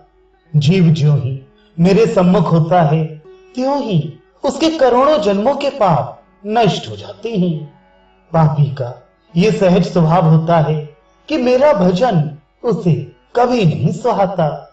यदि वह रावण का भाई निश्चय ही दुष्ट हृदय का होता, तो क्या वह मेरे सम्मुख आ सकता था? जो मनुष्य निर्मल मन का होता है, वही मुझे पाता है। मुझे कपट और छल छिद्र नहीं सुहाते। यदि उसे रावण ने भेद लेने को भेजा है, तब भी हे सुग्रीव, अपने को कुछ भी भय या हानि नहीं है, क्योंकि हे सखे, जगत में जितने भी राक्षस हैं, लक्ष्मण क्षण भर में उन सबको मार सकते हैं। और यदि वह भयभीत होकर मेरे शरण आया है, तो मैं उसे प्राणों की तरह रखूंगा। कृपा के धाम श्री राम जी ने हंसकर कहा, दोनों ही स्थितियों में उसे ले आओ। तब अंगद और हनुमान सहित सुग्रीव जी कृपालु श्री राम की जय हो कहते हुए चले। विभीषण जी को आदर सहित आगे करके वानर फिर वहां चले जहां करुणा के खान श्री रघुनाथ जी थे। नेत्रों को आनंद का दान देने वाले अत्यंत सुखद दोनों भाइयों को विभीषण जी ने दूर से ही देखा। फिर शोभा के धाम श्री राम जी को देखकर वे पलक मारना रोककर स्तब्ध होकर एकटक देखते ही रह गए। भगवान की विशाल भुजाएं हैं, लाल कमल के समान नेत्र हैं और शरणागत के भय का नाश करने वाला सांवला शरीर है। सिंह के से कंधे हैं, विशाल वक्षस्थल अत्यंत शोभा दे रहा है। असंख्य कामदेवों के मन को मोहित करने वाला मुख है। भगवान के स्वरूप को देखकर विभीषण जी के नेत्रों में प्रेमाश्रुओं का जल भर आया और शरीर अत्यंत पुलकित हो गया।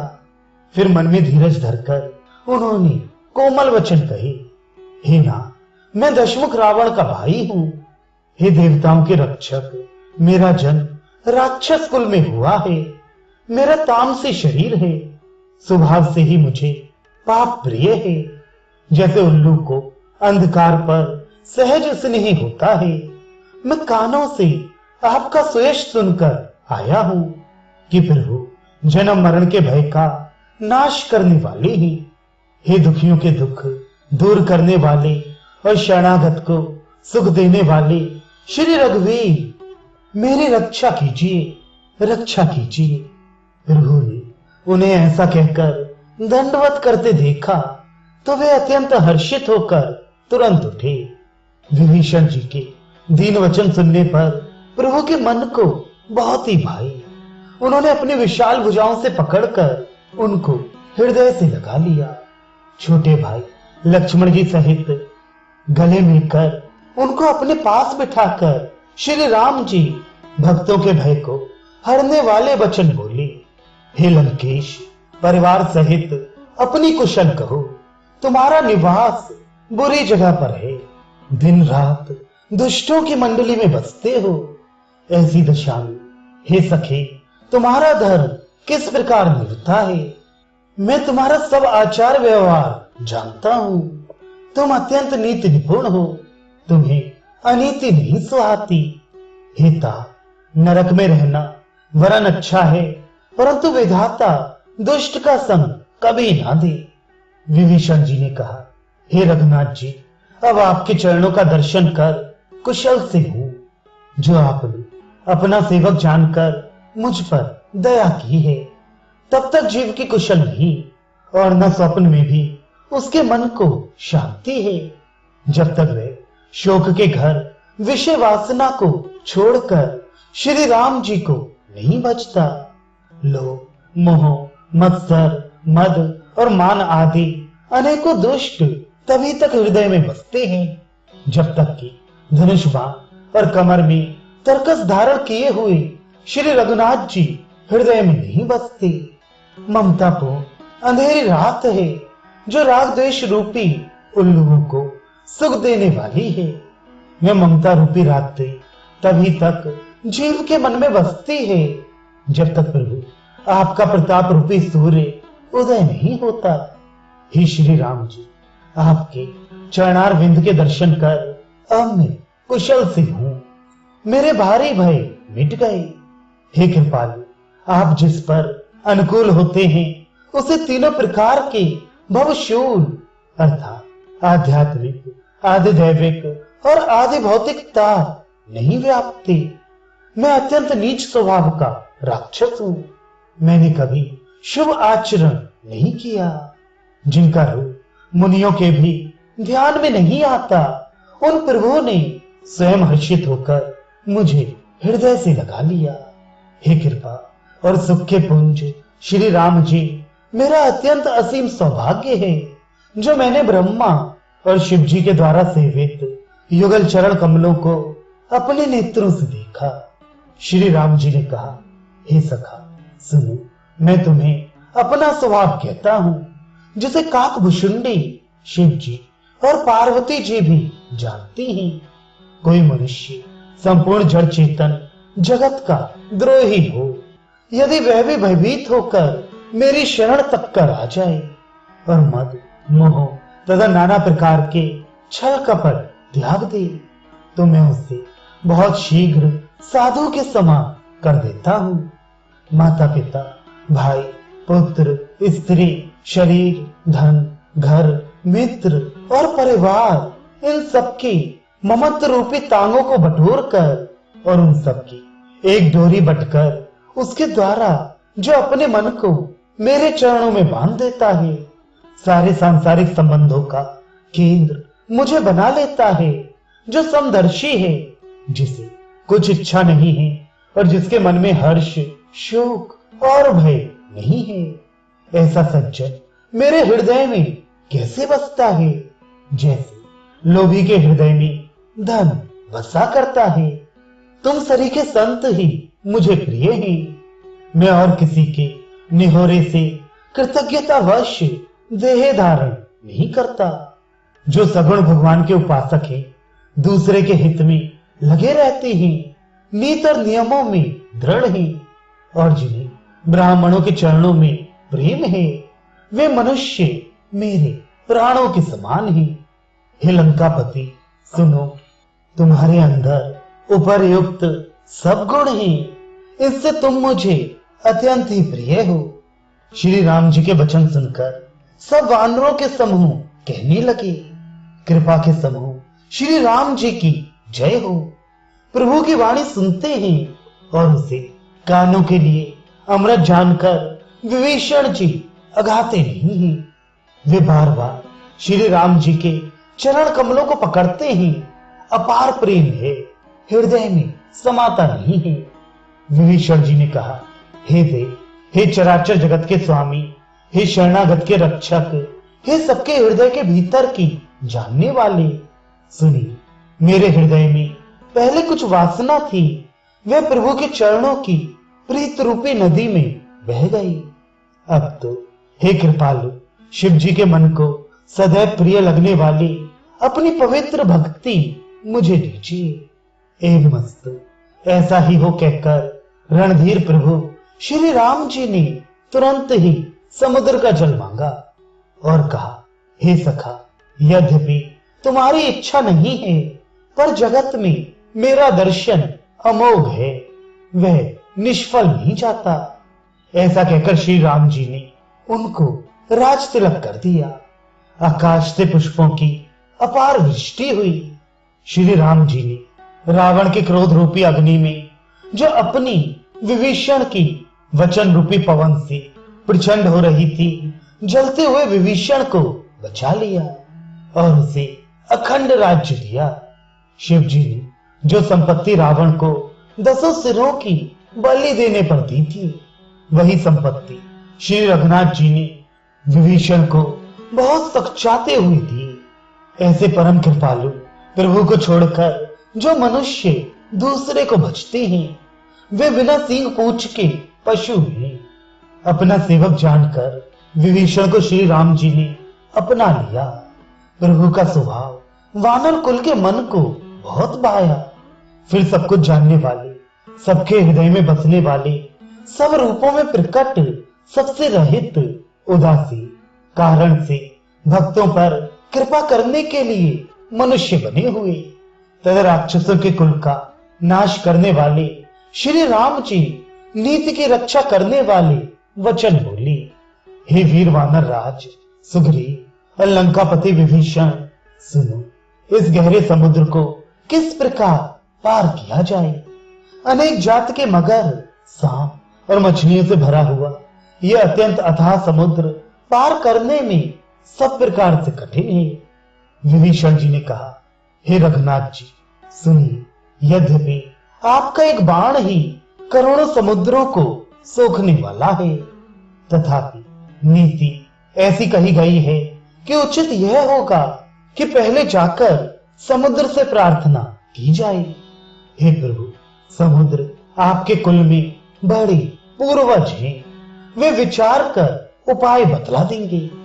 तब रीछ और वानरों की सारी सेना बिना ही परिश्रम के समुद्र के पार उतर जाएगी। श्री राम जी ने कहा, हे सखा, तुमने अच्छा उपाय बताया, यही किया जाए। यदि देव सहायक हो, ये सलाह लक्ष्मण जी के मन को अच्छी नहीं लगी।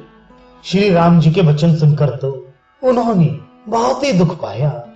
लक्ष्मण जी ने कहा, हे नाथ, देव का कौन भरोसा, मन में क्रोध ले आइए और समुद्र को सुखा डालिए। ये देव तो कायर के मन का एक आधार, तसल्ली देने का एक उपाय है। आलसी लोग ही देव देव पुकारा करते हैं। यह सुनकर श्री रघुवीर हंसकर बोले, ऐसे ही करेंगे, मन में धीरज रखो। ऐसा कहकर छोटे भाई को समझाकर प्रभु श्री रघुनाथ जी समुद्र के समीप गए। उन्होंने पहले सिर नवाकर प्रणाम किया, फिर किनारे पर कुश बिछाकर बैठ गए। इधर जो ही विभीषण जी प्रभु के पास आए थे, त्यों ही रावण ने उनके पीछे दूत भेजे थे। कपट से वानर का शरीर धारण कर उन्होंने सब लीलाएं देखी। वे अपने हृदय में प्रभु के गुणों की और शरणागत पर उनके स्नेह की सराहना करने लगे। फिर वे प्रकट रूप में भी अत्यंत प्रेम के साथ श्री राम जी के स्वभाव की बड़ाई करने लगे। उन्हें कपट वेश भूल गया।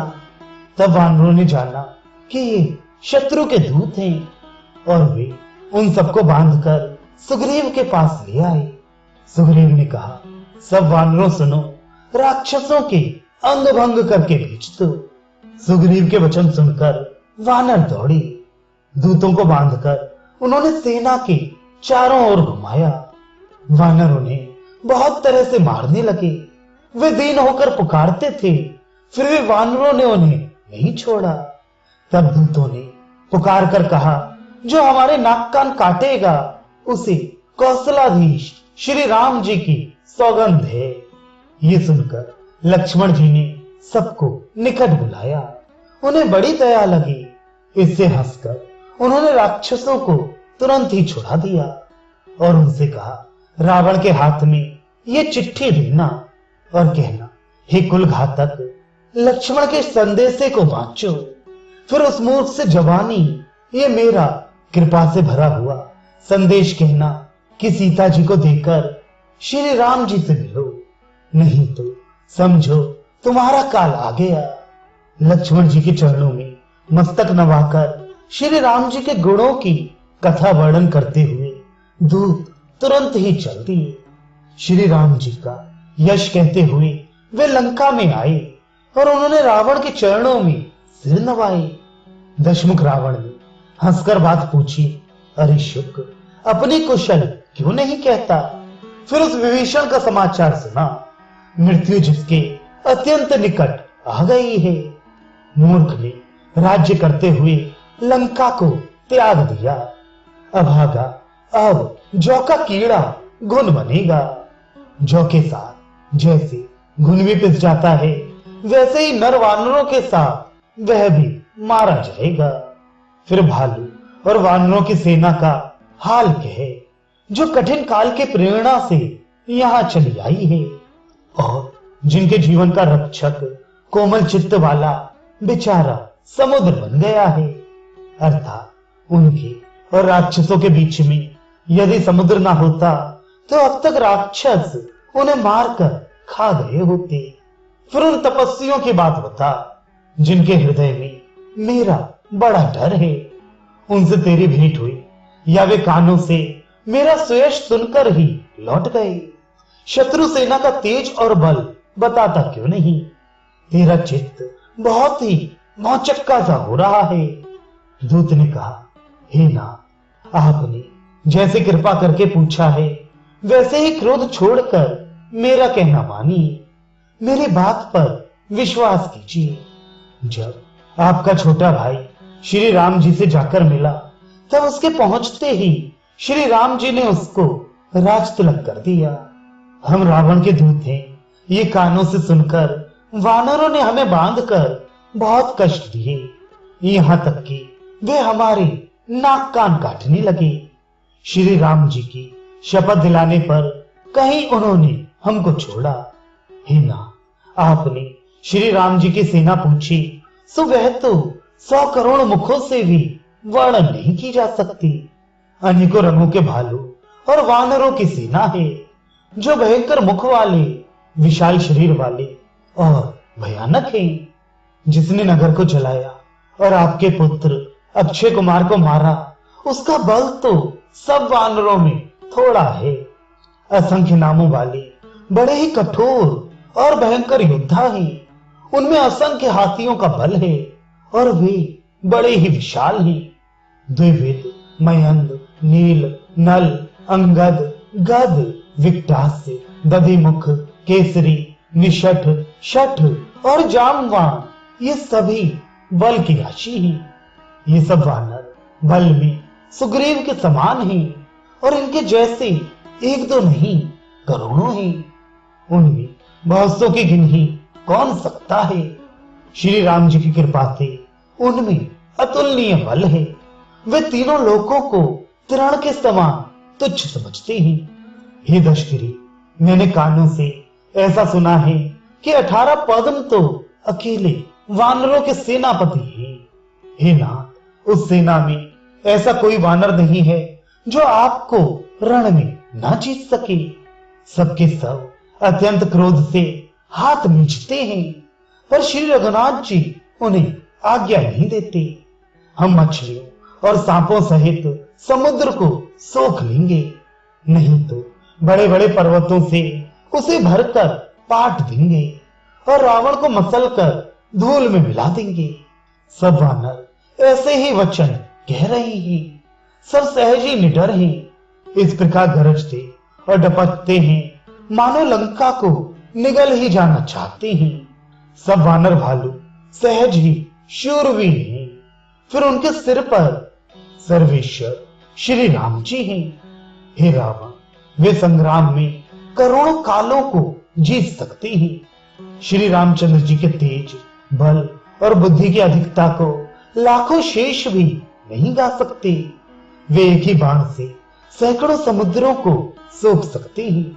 परंतु नीति निपुण श्री राम जी ने नीति की रक्षा के लिए आपके भाई से उपाय पूछा। आपके भाई के वचन सुनकर वे श्री राम जी समुद्र से राह मांग रहे हैं। उनके मन में कृपा भरी है, इसलिए वे उससे सोखते नहीं। दूत के ये वचन सुनते ही रावण खूब हंसा और बोला, जब ऐसी बुद्धि है तभी तो वानरों को सहायक बनाया है। स्वाभाविक ही डरपोक विभीषण के वचन को प्रमाण करके उन्होंने समुद्र से बाल हटाना है। अरे मूर्ख, झूठी बड़ाई क्या करता है? बस मैंने शत्रु राम के बल और बुद्धि की था पाली। जिसके विभीषण जैसा डरपोक मंत्री हो उसे जगत में विजय और विभूति कहां? दुष्ट रावण के वचन सुनकर दूत को क्रोध बढ़ाया। उसने मौका समझकर पत्रिका निकाली और कहा, श्री राम जी के छोटे भाई लक्ष्मण ने यह पत्रिका दी है। हे नाथ, इसे बचवाकर छाती ठंडी कीजिए। रावण ने हंसकर उसे बाएं हाथ से लिया और मंत्री को बुलवाकर वह मूर्ख उसे मचाने लगा।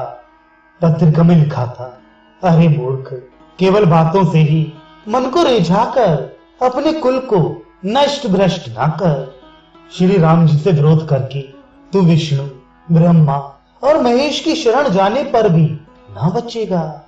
या तो अभिमान छोड़कर अपने छोटे भाई विभीषण की भांति प्रभु के चरण कमलों का ब्रह्मर बन जा, अथवा रे दुष्ट श्री राम जी के बाण रूपी अग्नि में परिवार सहित पतंगा हो जा। दोनों में से जो अच्छा लगे सो कर। पत्रिका सुनते ही रावण मन में भयभीत हो गया, परंतु मुख से मुस्कुराता हुआ वह सबको सुनाकर कहने लगा, जैसे कोई पृथ्वी पर पड़ा हुआ हाथ से आकाश को पकड़ने की चेष्टा करता हो, वैसे ही ये छोटा तपस्वी लक्ष्मण वाग विलास करता है, डींग हाँकता है। शुकदूत ने कहा, हे नाथ, अभिमानी स्वभाव को छोड़कर इस पत्र में लिखी सब बातों को सत्य समझिए, क्रोध छोड़कर मेरा वचन सुनिए। हे नाथ, श्री राम जी से वैर त्याग दीजिए। यद्यपि श्री रघुवीर समस्त लोगों के स्वामी हैं, पर उनका स्वभाव अत्यंत ही कोमल है।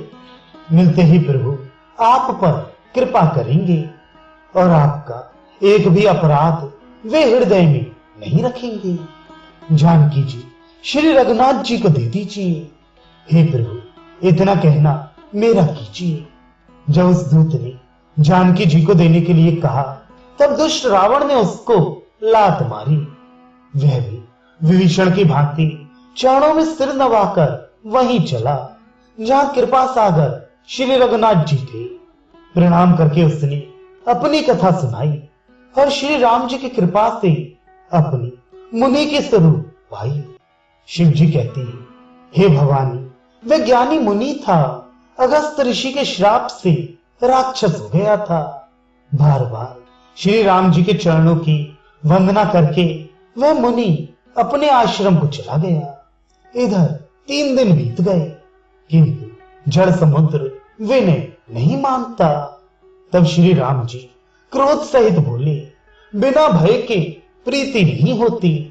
हे लक्ष्मण, धनुष बाण लाओ, मैं अग्नि बाण से समुद्र को सोख डालूं।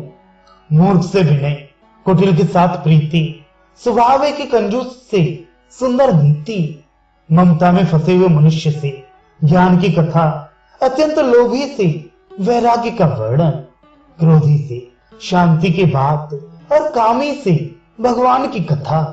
इनका वैसा ही फल होता है जैसा ऊसर में बीज बोने से होता है, अर्थात ऊसर में बीज बोने की भांति यह सब व्यर्थ जाता है।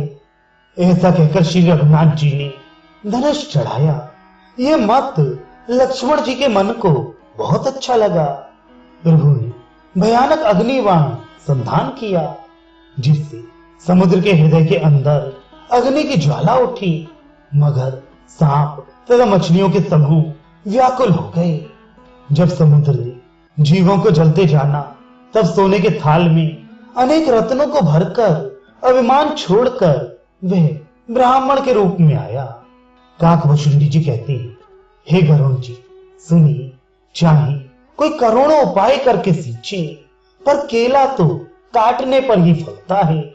नीच विनय से नहीं मानता, वह डांटने पर ही झुकता है। समुद्र ने भयभीत होकर प्रभु के चरण पकड़कर कहा, हे नाथ, मेरे सब अवगुण क्षमा कीजिए। हे नाथ, आकाश, वायु, अग्नि, जल और पृथ्वी, इन सबकी करनी स्वभाव से ही जड़ है। आपकी प्रेरणा से माया ने इन्हें सृष्टि के लिए उत्पन्न किया है। सब ग्रंथों ने यही गाया है। जिसके लिए स्वामी की जैसी आज्ञा है, वे उसी प्रकार से रहने में सुख पाता है।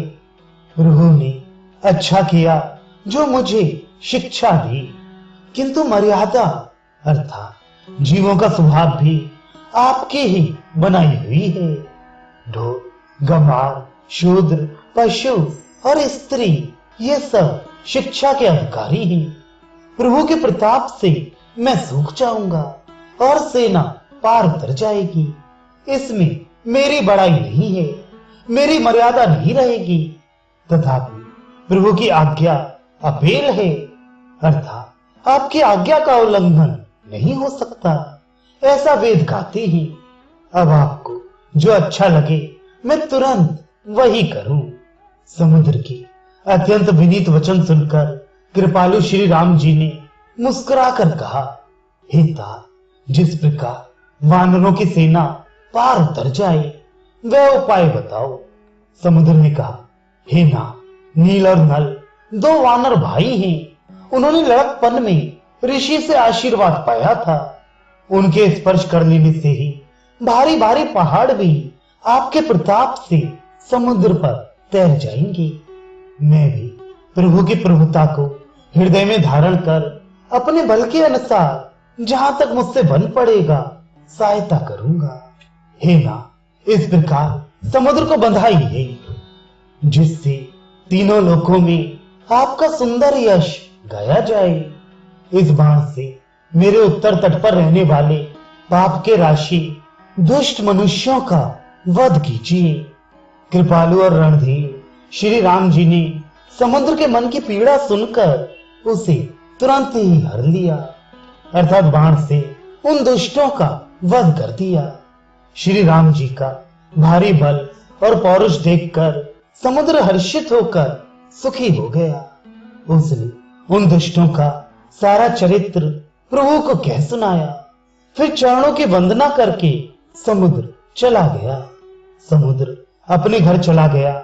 श्री रघुनाथ जी को उसकी सलाह अच्छी लगी। ये चरित्र कलयुग के पापों को हरने वाला है। इसे तुलसीदास ने अपनी बुद्धि के अनुसार गाया है। श्री रघुनाथ जी के गुण समूह सुख के धाम, संदेह का नाश करने वाले और विषाद का दमन करने वाले ही। अरे मूर्ख मन, तू संसार का सब आशा भरोसा त्याग कर निरंतर इन्हें गा और सुन। श्री रघुनाथ जी का गुणगान संपूर्ण सुंदर मंगलों का देने वाला है। जो इसे आदर सहित सुनेंगे वे बिना किसी जहाज अथवा अन्य साधन के ही भव सागर को तर जाएंगे। श्री रामचरितमानस मास पारायण 24वां विश्राम, सुंदर कांड समाप्त। कलयुग के समस्त पापों का नाश करने वाले श्री रामचरितमानस का ये 5